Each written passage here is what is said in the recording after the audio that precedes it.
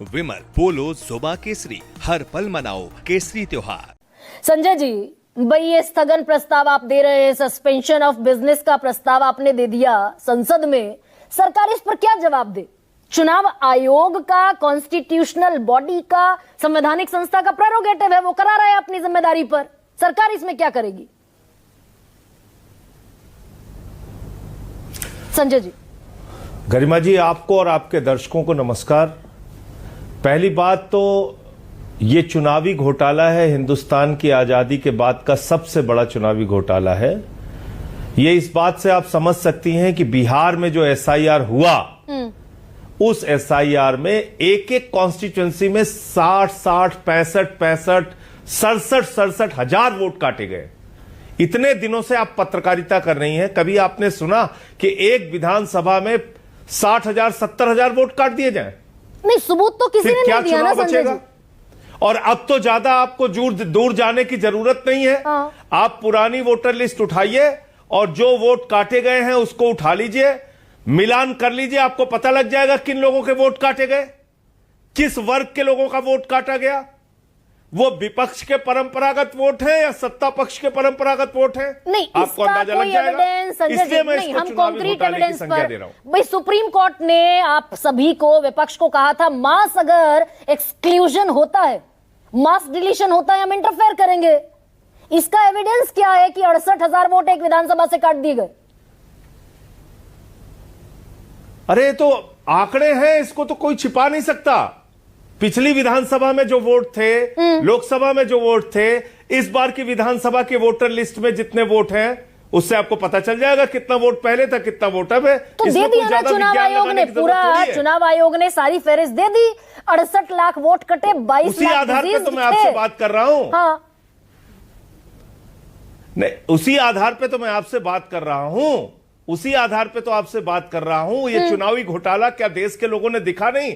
मरे हुए लोगों का साइन करके बीएलओज ने फॉर्म भरे थे बिहार में। क्या ये खबरें और ये मीडिया में वीडियोस आए थे कि नहीं आए थे? उस वक्त आपने देखा कि जो 7 करोड़ 80 लाख के करीब वोट लोकसभा में थे, अभी घट के वो 7 करोड़ 42 लाख हो गए। और सितंबर 2025 तक खुद गवर्नमेंट ऑफ इंडिया का डाटा है कि जो 18 साल के ऊपर के मतदाताओं की संख्या है वो करीब करीब 8 करोड़ 22 लाख है बिहार में। तो इसका मतलब आप एसआईआर कर रहे हैं, गहन पुनरीक्षण कर रहे हैं, तो वो मतदाताओं की संख्या 8 करोड़ 20 लाख, 8 करोड़ 18 लाख, 8 करोड़ 15 लाख होनी चाहिए थी। तो 7 करोड़ 80 लाख से घट के 7 करोड़ 42 लाख कैसे हो? चुनाव आयोग कह रहा है ना तो किसी बूथ पर रीपोलिंग का किसी ने कोई एप्लीकेशन डाला, किसी बूथ पर कोई रीपोल का एप्लीकेशन चुनाव आयोग के पास नहीं आया। चुनाव आयोग कह रहा है कि एक शिकायत नहीं आई।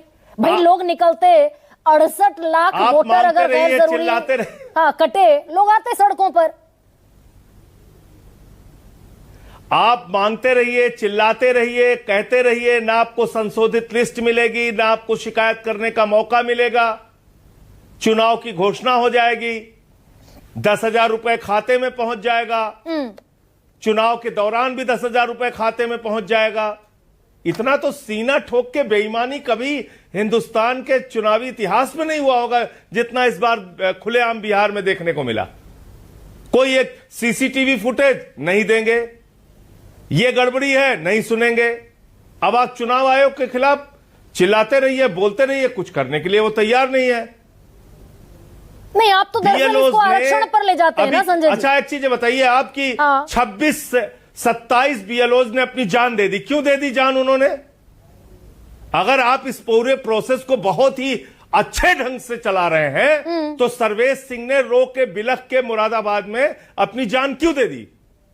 क्यों गोंडा के लेखपाल ने अपनी जान दे दी? नहीं, आप दरअसल जब आरक्षण की बात करते हैं तब इसमें क्यों सवाल बनता है क्या? जब आरक्षण की, नहीं, बीएलओ की मौत ठीक है, उस पर मैं आऊंगी, लेकिन जब आप आरक्षण की बात करने लगते हैं, संविधान की बात करने लगते हैं, तो दरअसल ये नैरेटिव और मजबूत होता है कि आप वोट के लिए कर रहे हैं। 240 पर आरक्षण और संविधान पर आ गई बीजेपी। वो रामायण का श्लोक पढ़ने के लिए कर रहे हैं गरिमा जी, वो रामायण का श्लोक पढ़ने के लिए काम कर रहे हैं और हम वोट के लिए कर रहे हैं। भाई, चुनाव में घोटाला हो रहा है तो वोट के लिए घोटाला कर रहे हैं, तो यही तो बोलेंगे कि वोट के लिए घोटाला कर रहे हैं। और उसके पीछे की मंशा और मकसद क्या है वो भी जाहिर करेंगे। देश के संविधान को कुचलना है, खत्म करना है। एक मत का अधिकार है जो बाबा साहब डॉक्टर भीमराव अंबेडकर जी ने दिया, कि वही अधिकार चपरासी को भी होगा और वही अधिकार राष्ट्रपति को भी होगा। वोट के मामले में सब एक बराबर हैं। यह अधिकार आप धीरे धीरे समाप्त करना चाहते हैं और अपने हिसाब से चुनाव जीतने की योजना आप बना रहे हैं एसआईआर के जरिए। आप बताइए, जिस राज्य में 80 लाख वोट कट जाएंगे उस राज्य के चुनाव का नतीजा क्या होगा? मैंने तो 3 महीने पहले कहा था कि बिहार का चुनाव हाईजैक हो चुका है।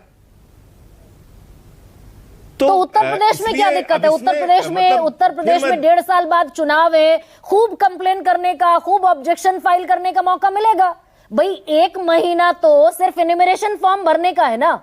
ये तो आप मुझसे कह रही हैं। हाँ, आप ये मुझसे कह रही हैं। आप चुनाव आयोग से कहिए कि जब 1.5 साल चुनाव का है हाँ, तो आपको एक ही महीने में 15-18 करोड़ लोगों की जांच क्यों कर लेनी है?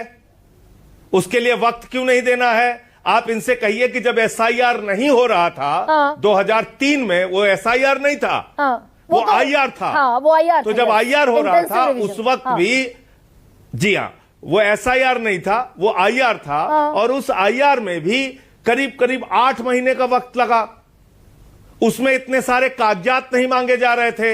हाँ, आप 12-12, 13-13 कागजात मांग रहे हैं और आप चाहते हैं कि सब कुछ आपके हिसाब से गन पॉइंट पे हो जाए। बीएलओ मरता हो मरे, गरीब आदमी का वोट कटता हो कटे। आपको अपना खाली जो एक तानाशाही की जो प्रवृत्ति है और चुनाव को जो प्रभावित करने की एक हड़बड़ी है, हाँ, वही पूरा करना है। ये तो नहीं, साफ तौर ये पे दिख रहा है। सारे